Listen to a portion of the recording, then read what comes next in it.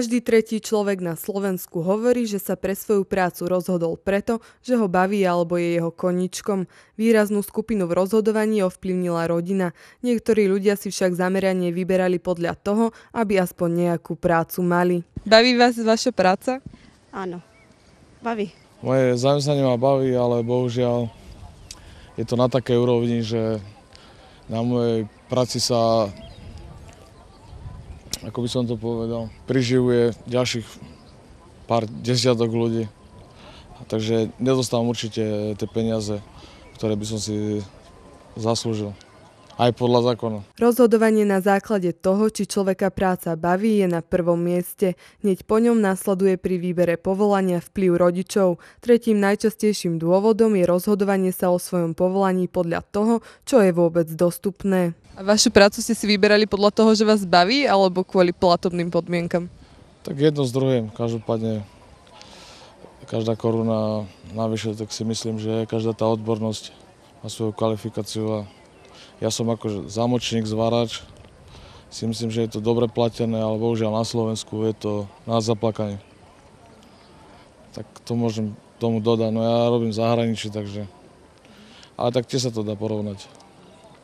Napríklad agentúra za mňa bere 30 eur na hodinu, ja mám nejakých 10, takže je to dosť veľký rozdiel. Kvôli tomu, aby som bola zamestnaná. Kvôli peniazom hlavne. Mňa práca baví, takže ja už vlastne pred 10 rokmi som si vybral túto činnosť moju. Takže skôr to bolo najskôr, že chcem sa venovať tejto práci a postupne času prichádzali aj väčšie príležitosti v rámci tých peňazí. Čiže ja som spokojný, ale mohlo by to byť aj lepšie. Na výšku svojho platu sa v súčasnosti sťažujú mnohí zamestnanci. Nájdu sa však aj pozície, u ktorých sumy na výplatných páskach siahajú do poriadnych výšok. Myslíte si, že za ne dostávate adekvátny plat? No, nemyslím. A myslíte si, že váš plat je adekvátny k vašej práci? Tak ja si myslím, že na Slovensku celkovo tie platy nie sú adekvátne, ale ja som zatiaľ spokojný. No. Mohlo by to byť aj lepšie. Priemerný hrubý mesačný plat v Žilinskom kraji vychádza na 889 eur, čo je o 38 eur menej ako celoslovenský priemer. Medzi najlepšiu platenú pozíciu patrí generálny riaditeľ s hrubým platom 6768 eur. Hneď za ním sa umiestnila pozícia riaditeľa IT a výkonného riaditeľa. Na druhej strane najmenej zarábajú upratovačky, ktorých plat je približne 422 eur v hrubom. Za nimi nasledujú chyžné a opatrovateľky. Míľa pre mamu je celoslovenské podujatie, ktoré v predvečer Medzinárodného dňa matiek usporiadalo súčasne 53 slovenských miest. V Žiline bolo jeho garantom materské centrum Levík.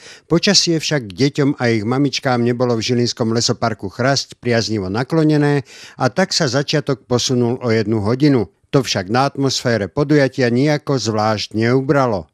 Zo začiatku trasy nám pršalo v podstate prvú hodinu, takže veľa ľudí to odradilo, ale aj napriek tomu zatiaľ bolo zaregistrovaných vyše 300 účastníkov, takže ja dúfam, že do tej 6. ešte prídu ľudia a potešia sa vlastne na súťažných stanovištiach, ktoré tu máme pripravené a prejdú si tú symbolickú míľu pre mamu práve pre tú svoju mamu. Nakoniec sa organizátorom v Žiline zaregistrovalo 537 detí, ich mamičiek, ocinov či starých rodičov.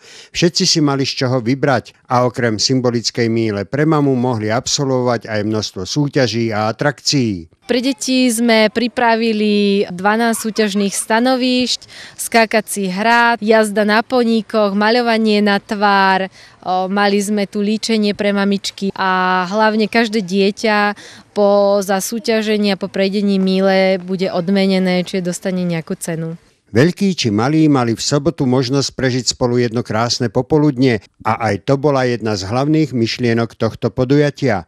Míľa pre mamu sa páčila všetkým, maminám. Sice sme tu prišli po daždi, ale je to super. I tým, ktorí najviac ľúbia svoje maminy. Páčilo sa aj mi... sa mi páči, všetko sa mi páčilo, ale... Všetko? Aha. Všetko. Na celom Slovensku, teda v 53 mestách, ktoré organizovali túto oslavu Dňa Matiek, sa podujatia zúčastnilo a symbolickú míľu pre mamu prešlo vyše 28 000 ľudí. Okrem Slovenska sa k podujatiu pripojili aj krajania v Írsku, Veľkej Británii a Srbsku. Máme tu verejnú zbierku, ktorú organizuje Únia materských centier. Zbierka je s názvom Ďakujem, že si mama a kúpou magnetky v tvare míľového slniečka môžete prispieť na fungovanie a prevádzku materských a rodinných centier na Slovensku. Do verejnej zbierky prispievali ľudia aj v Žilinskom lesoparku. Tak určite myslím si, že materské centra potrebujú trošku pomôcť, tak aj tým, že tých prostriedkov je veľmi málo a určite robia aj veľa záslužnej práce, čo sa týka pre mamičky a detičky. Materské centrum Levík pripravuje ďalšie podujatie pre deti a ich rodičov začiatkom júna, kedy spoločne oslávia Medzinárodný deň detí.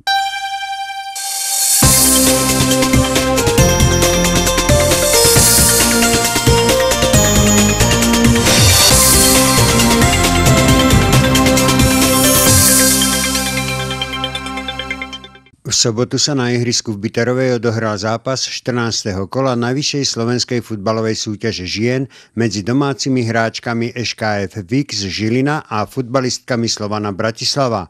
Jednalo sa o súboj tretieho družstva s druhým a tak sa čakal dobrý futbal, čo sa aj potvrdilo. Musím povedať, že výborne aj z jednej strany, aj z druhej strany. Vidieť, že to sa stretli také dve z tých troch najlepších mužstiev, čo sú v tejto lige. V prvom polčase mali viac šancí hosťujúce slovanistky. Prakticky sa však presadili až v 32. minúte, kedy Linda Lacková odstrčila hokejovým bodyčekom od lopty obrankyňu domácich Veroniku Mašlonkovú a na krížnu strelu Simony Fatulovej boli krátke tak Monika Bytčánková, ako aj brankárka Janka Červíková. Hodnotí sa to ťažko, pretože si myslím, že prvý polčas bol v réžii našej a keď nepremeníme šance, tak ako nepremeniame šance, tak sa potom veľmi ťažko hrá. Do druhého polčasu nastúpili družstvá ako vymenené. Žilinčanky prevzali iniciatívu na svoje kopačky a slovanistky mali čo robiť, aby neinkasovali z viacerých sľubných šancí viac ako vyrovnávajúci gól. Druhý polčas sme nastúpili, mám pocit, že trošku sme podcenili toho supera a nehrali sme to, čo sme mali hrať. Super zrýchlil svoju hru a myslím, že viacej dali do toho srdca ten druhý polčas. Podarilo sa im dať gól. Končilo to remízou. Futbalistky ŠKF Vík z Žilina jednoznačne určovali priebeh druhého polčasu. Ich nátlaková hra slávila úspech v 68. minúte, kedy po priamom kope sa k lopte dostala Anna Mária Šmidová a peknou strelou z hranice 16 vyrovnala na konečných 1-1. Zmenili sme systém hry do druhého polčasu proti prvému. Zrýchlili sme hru a hrali sme až na 3 útočničky, čo sa prejavilo aj tým, že sme získali prevahu na ich polke i v ich 16. Futbalistky Slovana Bratislava zostali aj po 14. kole na druhom mieste s 24 bodmi. Ich strata na prvé Nové Zámky sa po sobote zvýšila na 9 bodov. Pokiaľ chceme hrať o majstra, tak musíme získavať 3 body na každom jednom ihrisku a nie zbytočne strácať. Žilinčanky majú po zápase so Slovanom 20 bodov a klesli na 5. miesto. O 1 bod pred nich na 3. sa dostal Bardejov a s rovnakým počtom bodov, ale lepším skóre išli na 4. priečku Trenčianske Teplice. Ja som spokojný aj s výsledkom, aj s hrou. Po zápase žien nastúpili na ihrisko juniorky oboch družstiev. V stretnutí 14. kola najvyššej juniorskej súťaže sa slovanistkám podarilo deklasovať Žilinu 9-0. Juniorky Slovana sú na prvom mieste priebežnej tabuľky, futbalistky Žiliny sú 4. Najväčší zo všetkých futbalových turnajov pre žiakov prvého stupňa základných škôl na Slovensku, McDonald Cup, začína každý rok triednymi a školskými kolami. Víťazi potom postupujú do obvodných a okresných kôl. Na ihrisku futbalovej akadémie v Závodí vyvrcholilo vo štvrtok krajské kolo, v ktorom sa predstavilo 10 najlepších družstiev nášho regiónu. Sú to víťazi okresných kôl nášho Žilinského kraja. Týchto 10 družstiev sa stretlo na 2 ihriskách. Vždy 5-členné skupiny, kde v skupine hral každý s každým a potom víťazi jednotlivých skupín sa stretli o majstra kraja a druhý zo skupiny bojovali o 3. a 4. miesto. Je to úroveň veľmi dobrá, pretože tie decká bojujú, žiadna lopta pre nich nie je stratená. Brankári sa snažia vychytať každú aj tú nemožnú loptu, pretože sú veľmi mrštní, aj keď hrali tí hráči na veľké brány. Žilinský okres zastupovalo družstvo chlapcov zo spojenej školy v Belej. Do krajského finále vlastne sme išli cez obvodové kolo. V obvodovom kole sme vlastne všetky zápasy vyhrali s tými školami, ktoré tam boli. Poviem, že sme neinkasovali ani jeden gól. Chlapci hrali dovtedy výborne, potom sme sa stretli v okresnom kole. Tam sme takisto neinkasovali až do finále žiadny gól, teda ani vo finále musím povedať, lebo sme vo finále hrali s MŠK Žilinou, teda v závode, no ale tam sa nám pošťastilo, teda poviem, že aj so šťastím na penalty poraziť chlapcov zo závodia a vlastne sme postúpili tu na, to bol pre nás veľký úspech, ja som bol už toho šťastný, že sme tu už videli niečo takéto. Futbalisti Belej prehrali v skupine B hneď v prvom zápase s Martinom 1-5, potom ale porazili Bytču 3-2, remizovali s Turzovkou 0-0 a vyhrali nad Novoťou 1-0.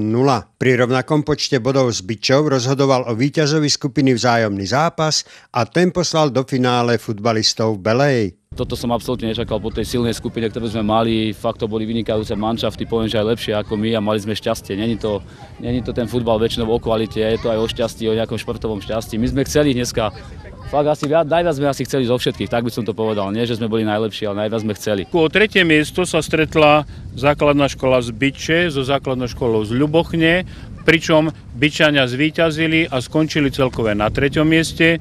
Ľubochňa je 4. Vo finále sa stretla základná škola Belá so základnou školou z Liptovského Mikuláša. Po tuhom boji, dlho to bolo veľmi na vážkach, nakoniec zvíťazila škola z Belej a stala sa majstrom kraja s právom reprezentovať nás na majstrovstvách Slovenska. Spoluhráč dal gól pekný a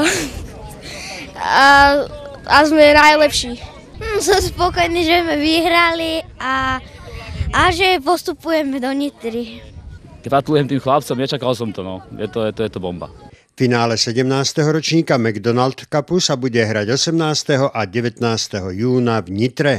Je to vôbec sa na to Slovensko dostať, tak je to bomba. Už keď tam skončíme posledný, mi to nevadí, ale chlapci v Váni by tam mali byť ubytovaní.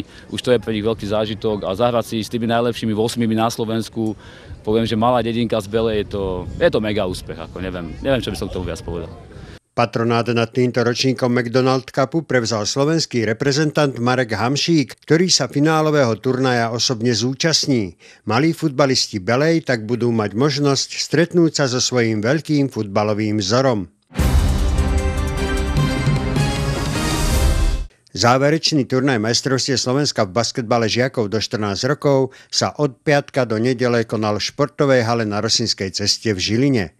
Usporiadateľom bol mládežnícky basketbalový klub Viktória Žilina, ktorého hráči sa chceli s touto vekovou kategóriou rozlúčiť obhajobou titulu z predchádzajúcej sezóny. Budúcu sezónu vlastne prechádzame do kategórie starších žiakov. Mala by sa hrať celoslovenská súťaž, kde bude viacero vyrovnaných družstiev. Chlapci sa o tom mohli presvedčiť už na tomto turnaji, kde 5 družstiev v podstate bolo veľmi vyrovnaných. Na záverečný turnaj prišiel žilinskú basketbalovú mlať podporiť aj bývalý reprezentant Slovenska a odchovanec žilinského basketbalu Ondrej Šoška.